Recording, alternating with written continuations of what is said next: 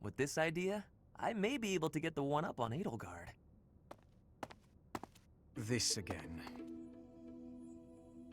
Hubert! I wish you would not sneak up on me like that. Maybe you would be more perceptive if your mind were less burdened by sedition. Sedition? Absurd. This is an important project. Yes, I heard.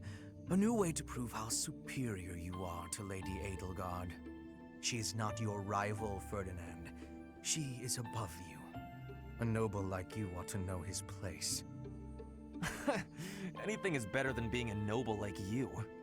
Every time you open your mouth, it's Lady Edelgard this or Lady Edelgard that. Do you ever think for yourself? You follow her around like a pet. You spend all of your time fretting over her, and yet you never truly express an opinion of your own. Before you reprimand me, take a moment to consider your own failings. Your nonsense is tiresome, so I hope this will be the last time I have to remind you. Lady Edelgard is your emperor. You are nothing more than her retainer. Yes, I understand that. But my duty is to guide her, to give frank advice when she is on the wrong course of action. That is what I strive to do, always. Thus my devotion to surpass Edelgard, so that if she needs guidance, I will be prepared to give it. If you think it is tiresome to have a mind of your own, you will never be much of an advisor. Does the river of filth pouring out of your mouth ever stop flowing? Your obsession with all things superficial is disgusting. It's no use. You're hopeless. I'll take my leave. I have nothing more to say to you. Get out of here.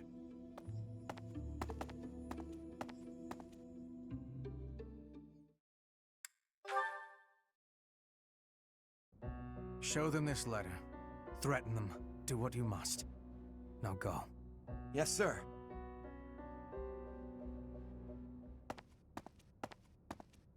Hubert, that letter, is that what I think it was? I suppose there's no denying it. But Edelgard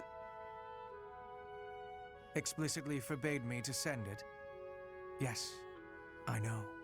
I cannot believe it! You disobeyed a direct order? I thought you were her loyal aide. Unwaveringly. All that I do for her. I seem to recall you expressing a similar sentiment. It is our role to guide her when she is on the wrong course of action. Is that not what you said? You are not supposed to do it in secret. When you disagree with your leader, you must voice your concerns directly. Otherwise, what is the point? The point is the same. Lady Edelgard's best interests are served whether she knows it or not. She needs not trouble herself with the mundane details of my actions. Only results matter. You are sorely misguided. When I believe that Edelgard is making a mistake, I tell her as much. Through discussing the matter, I sometimes find that I was mistaken. To skip that process, to make a decision that is not yours to make. Perhaps your advice is simply useless then. Excuse me? Listen to yourself. If I do as Lady Edelgard requires, then you tell me to be more independent. But if I tread my own path, I am misguided. I suppose the fault is mine for expecting any useful advice to come out of your mouth. Ugh, I have had enough of your grousing. To think, I started to believe you were a useful aide.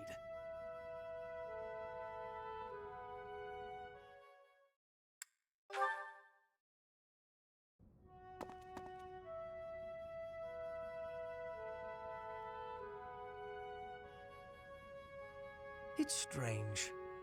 I never thought you and I would be able to sit together and drink tea like this. Drink tea, you say? But that does not smell like tea. The aroma. Would that be coffee by any chance? Imported from Dagda, I believe. I do not care for it myself. Your knowledge is impressive. Although I should expect nothing less from a noble, I suppose.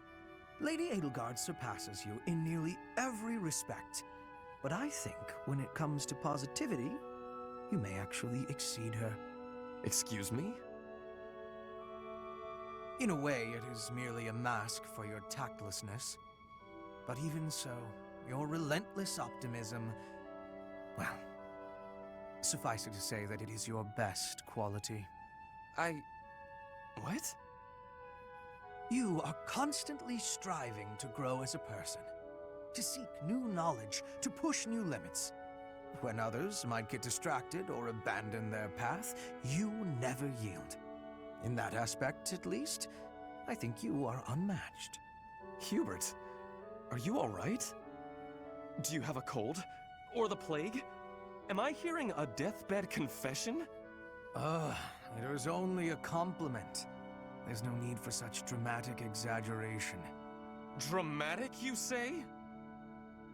I do my best to analyze others without emotion. Even if I find you to be a contemptible degenerate, I can still evaluate your abilities in an impartial way. So, because you assess people without emotion, you are totally confident in your appraisals. It seems I was wrong about you. Huh. You actually understand. Please, do not compliment me again, though. I find it quite unsettling. It is like hearing a snake sing an aria. At least put it in a letter next time. In the very unlikely event that there is a next time, I promise to put it in writing.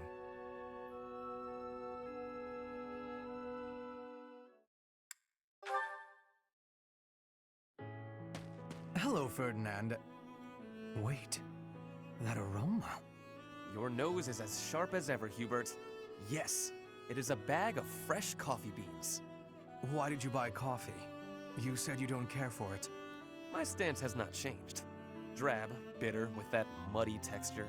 If I have even a sip, my hands start to tremble. Rather harsh. What are you doing with it then? Well, you see, but wait a moment. What is that? Is that an imported tea from the East? It is indeed. Keen eyes. Flaunting my favorite drink right in front of me. And you do not even drink tea. Fiendish. It is for Edelgard, I assume. Before I answer that, I would like to know what you are doing with the coffee. Well, Is it a gift? Perhaps for someone you fancy?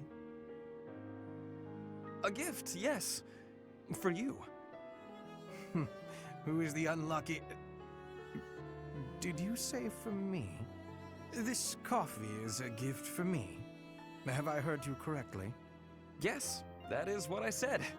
A noble does not go back on his word. Just take it. I should decline. Why? The thought of receiving a gift from you, unbidden and unreciprocated, fills me with revulsion. Therefore, accept this tea as a gift from me. From me? Are you certain? I would hate to deprive the intended recipient of such a fine tea. That would be difficult to do, since I bought it with you in mind. Oh, in that case, thank you. What? You were planning to give this to me all along? That is what I said. Really?